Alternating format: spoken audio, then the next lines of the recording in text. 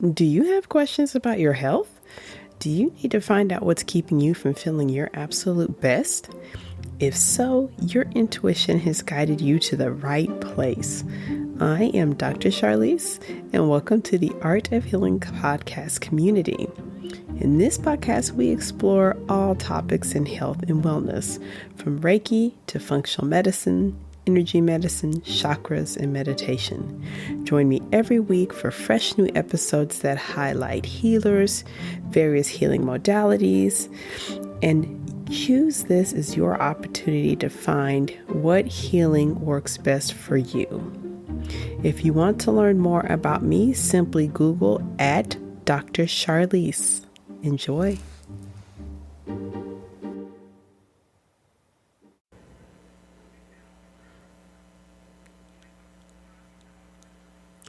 Hello, and thank you so much for joining me for the latest Art of Healing podcast.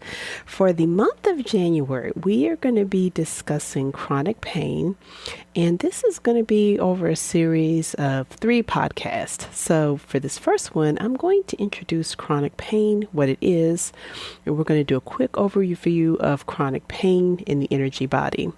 Next week, if you'll join me, I'll have special guest Dr. Indijeka Olatunda, who is going to discuss reflexology, touchology, and chronic pain. Then we're going to close the month with a meditative practice to help us make room for discomfort and pain. So please join me for the first of these episodes and make sure you sign up for my newsletter so I can let you know when the next recordings come out. And if you check your show notes, I got a special treat. I've got a little free surprise for those of you who listen to the podcast, a nice little course, the 9-minute Reiki meditation that is going to be free for those of you that tune in. Thank you so much. For the next few minutes, I wanted to start our meeting out today with discussing the basics of chronic pain. And if we haven't met, I'm Dr. Charlize, and I'm an internal medicine doctor, also practice Reiki. So we're going to cover the basics of pain from both an Western and Eastern approach. So we're going to try to catch all of it during this presentation. I've done several podcast episodes that go in depth in both directions as far as pain in general, the chakra system. I was somewhat trying to anticipate what Dr. Olatunda is going to be discussing. So we're going to cover both those during today's episode. And again, don't feel a need to take a bunch of notes or anything because this will all go live on the podcast. In addition to that, on my website, healingartshealthandwellness.com, there will be both a written form of this and the podcast. And so that'll be going live either in 1 or 2 weeks.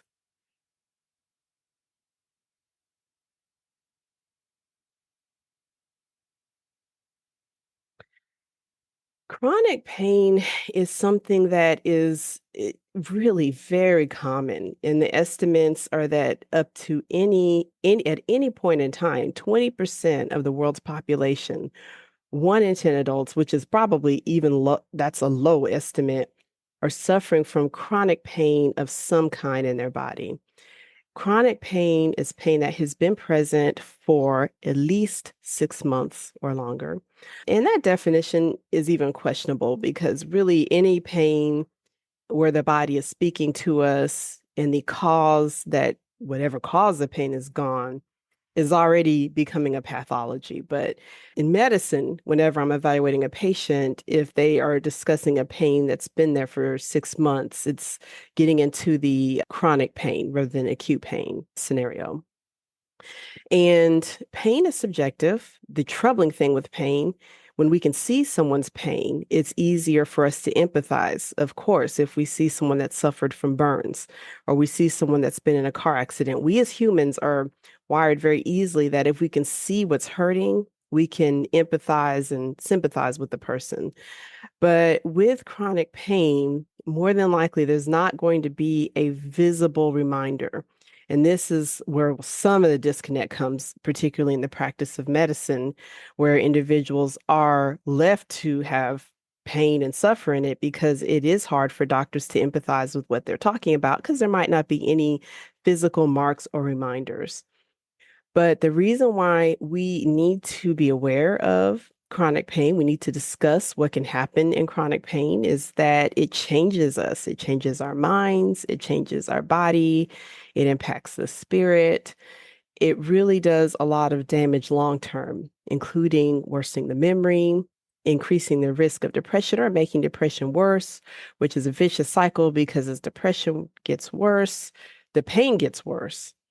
Insomnia, which creates another vicious cycle when you're hurting and it disrupts you getting to sleep. Then the more that you don't sleep, the more likely you are to suffer pain. When our bodies are in chronic pain, stress hormones, and well, I know some of us are just meeting for the first time, but we've discussed stress hormones a lot. Cortisol, cortisone, some of those adrenalines go way up and they impact the body in all kinds of awful ways, driving up the blood sugars, making the brain more receptive to pain, more sensitive to pain. And then one of the more devastating thing is chronic pain leading to heart disease, increasing the risk of a heart attack or a stroke. So it's not fun to talk about, particularly after the holidays. But as I first met Dr. Olatunda and things were lining up, something that occurred to me for this talk was that many of you may be suffering from chronic pain or may have been around family members that have chronic pain and they may not have told you. So you may notice that they're changing over the years. You may notice that they look or seem different from last Christmas or the Christmas before that, that maybe their shoulders are hunched and not breathing as well. They don't have the sparkle. And depending on what they've been through, and particularly if they're over the age of 50 or 60, it might be that chronic pain that they don't feel should be discussed, or they may feel it's like a weakness and they're not being strong enough, could be at the root of what's causing them to change. So once again, I'm Dr. Charlize. If you don't know me, if you just Google at Dr. Charlize, it should take you somewhere to me. I'm internal medicine by training, and then I practice Reiki as well. So I have a Reiki studio where I see clients. And then my favorite way to stay in touch with folks is my email. And then, of course, with my podcast, The Art of Healing, and then also have a blog. And once again, nothing you all need to do because you'll get all of this in your email a little bit later. So I wanted to cover the general types of chronic pain, and this might be the way that a physician would see it. I know Dr. Olatuna is going to discuss it from a different approach, which I'm so excited about. But when people go into the doctor with pain, which it's as long as I've been in practice, it's still fairly frightening that the number one reason that people present to a physician is pain, and that pain ends up being one of the most poorly managed and with the worst empathy. But when a person presents with pain, the way that the doctor's probably going to try to evaluate this is, of course, when did it start? Do we know what caused it, if that's obvious? Do we know what makes it better? Do we know what makes it worse? Do we know if other symptoms occurred with the pain? We're trying to dig a little bit deeper and do that detective work.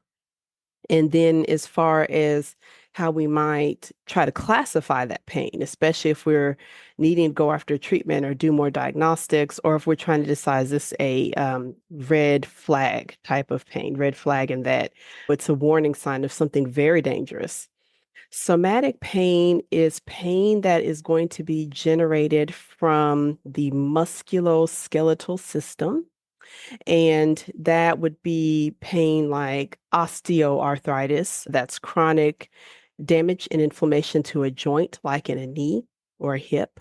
Somatic pain, a lot of times, is more of an acute pain. So you stub your toe, that's somatic pain. Or you fell and landed on your knee and it's hurting that next several hours, that's somatic pain. But somatic pain from the body, the nerves that send the sense signals to the brain, can be any part of the body, but we classify it as like somatic pain. Visceral pain is pain that comes from an organ.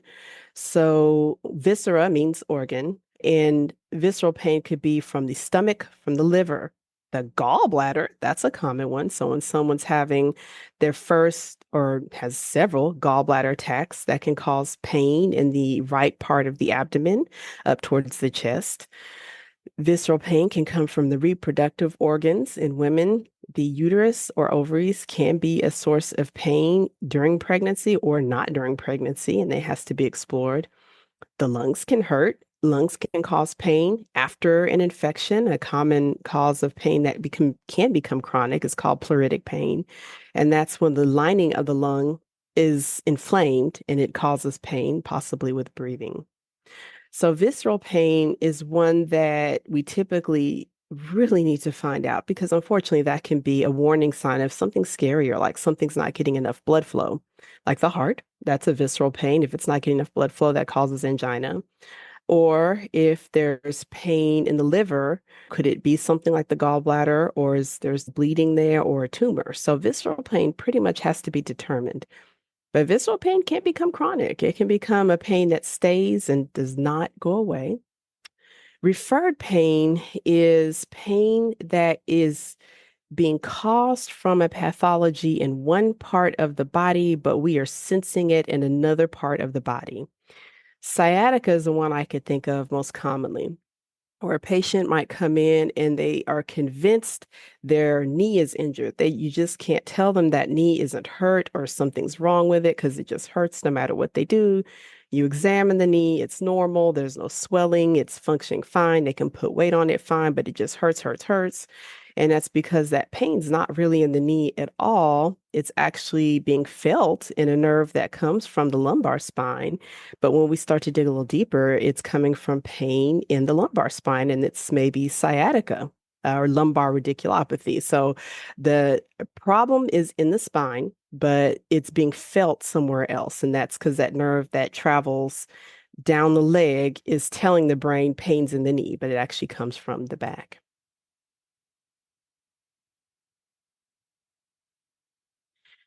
Neuropathic pain is pain from a nerve. I think of it as like nerves in the feet, typically, is where people will most commonly complain of it.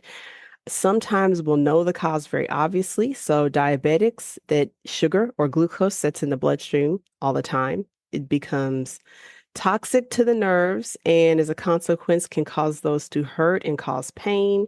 Not unusual that an exam may be somewhat normal, other than losing sensation or not having full sensation for fine touch in the toes or the feet. Exquisitely painful, especially when someone's trying to sleep at night. You can have neuropathic pain as well from shingles, which is an inflammation in the nerve around the chest or the belly or possibly the face. And that nerve can sometimes hurt after the rash is gone. Generalized pain is pain. I classified it for our talk as pain in the entire body. It might be just from head to toe, and it will fall in the realm of our conditions such as fibromyalgia or chronic fatigue syndrome. Pain that just seems to be coming from nowhere or from everywhere can occur acutely if we're getting sick with like flu or COVID. But for people with generalized pain, very difficult because they don't have any one thing to pin it on, and they can find trouble getting comfortable anywhere in their body. And then the last of those is rheumatic pain, and that's pain from the immune system attacking maybe one or several parts of the body. So, like rheumatoid arthritis, where the immune system attacks the connective tissue in the wrist and causes pain there. This comes up quite a bit in my own patients and comes up quite a bit in the Art of Healing podcast community is that there is an unfortunate link between adverse childhood experiences and going on to experience chronic pain as an adult. So you've probably heard of those adverse childhood experiences, and those are traumatic experiences in the childhood that we're discovering with scientific research can rewire our brains and change our nervous system and change our hormonal system so that as adults, things that we maybe would have been able to recover from, we don't recover from, and we continue to carry that pain for the rest of our lives. And then as we go deeper, which we're about to, as far as our subtle bodies and our energy bodies, causes changes there where it can be so frustrating because physically there just is nothing that looks wrong. The pain's in the subtle body, but it's very real and very debilitating. And this impacts quality of life terribly. And so something to keep in mind, particularly if you have like older relatives that seem to be changing in their 70s or 80s. They may not be sharing with you childhood trauma they had. And this is going to take you back sometimes into the 1940s or 1950s. And unfortunately, they're feeling that pain now. This chart, and I'm sorry, if I were more tech savvy, I probably would put a link so you guys could download this. But if you're looking with your cell phone or watching your cell phone, if you want to get a screenshot of that, because that's a good reference. So we're gonna run through the chakra system and then some of the places we might see and how it shows up with chronic pain. So the root chakra, which is located deep in the body, in front of the spine, in the pelvis, but in front of the spine and behind the pelvic bones, is our seat of stability, feeling strong, good immune system, our foundation. And whenever we have some kind of energy blockage there, we might find things like arthritis in the hips, the knees, and lower back pain. Also, you might find problems with the immune system. The sacral chakra, which is the energy center of reproduction. So it's in the pelvis. It exists somewhere around the uterus, ovaries, and in the pelvis, even for men. And it is associated with our creativity, our sexuality. And if we have an energy blockage there that's managing as chronic pain, that may show up as pelvic pain, bladder pain, which is sometimes called interstitial cystitis, and that's when the bladder is chronically painful and spasming. It can show up as pain in the sexual organs and also as back pain. I forgot to mention that in this slide. The solar plexus chakra, which is located around where the stomach is in the upper abdomen. These don't really exist in a way, the chakras don't exist in a way we could find them on an X-ray or an MRI. These are subtle bodies, so it's a bundle of energy is how we consider it. If you have an energy blockage there that is causing pain, that might show up as belly pain, stomach pain, pancreatitis, which is the organ of digestion, becoming inflamed and causing lots of pain. And then irritable bowel syndrome sometimes presents as pain.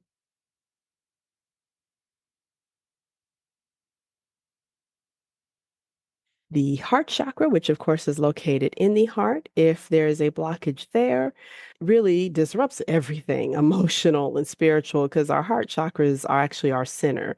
But in terms of chronic pain, what might show up is angina type pain. So that's pain of the heart, inflammation or pain in the lungs, and the thoracic spine, which is the spine of the upper back, having pain there. And that could cause back pain or shoulder pain.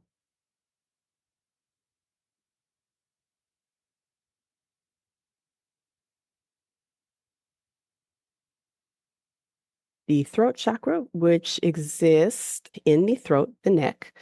And if you're having a blockage that's causing pain, that may show up as neck pain, so pain in the back of the neck, or neck tension, so having tense muscles of the neck and the muscles that operate the jaw. So actually having jaw pain or TMJ, that might show up there. And neck pain can be disc degeneration, which you can have in any part of the spine, but all of those could be manifestations of chronic pain. And then the third eye, which sits in the center of the brain, inside the head, if we have blockages there, which is our seat of intuition, our sight, our perception, so all of our senses, but I will describe to patients that blockages there might show up as pain in the head, migraine headaches, cluster headaches, might also show up as some kind of chronically painful syndrome within the eyes or ears or even the senses. And then last to these is the crown chakra, which is the energy center that exists above our bodies, above our heads, and is our connection to higher self and to our spiritual world. And if you have a blockage there, that may show up as generalized pain all over the body and decreased energy. So make sure you tune in for next week if you would like to hear more on the integrative approach of chronic pain and hear from reflexologist and touchologist, Dr. Olatunda. If you'd like to be reminded of next week's show, make sure you sign up for my weekly newsletter because I always send out a reminder when a new show comes out. Make sure you check your show notes for the free gift from me as a thank you for being a listener. And also check the show notes because there will be a blog form of this podcast if you'd like to read and get a little bit more information on chronic pain and chronic pain in the chakras. Thank you so much for joining me, and I'll see you next week. Thank you so much for joining during this episode of the Art of Healing podcast. If you found this episode helpful, please leave a review. Also, you can check your show notes to find out how to get a copy of this and future episodes emailed directly to your inbox, available to listen to anytime. Finally, if you have questions or wish to connect to me, check your show notes to find out how we can get connected and find out how I can be of service to you.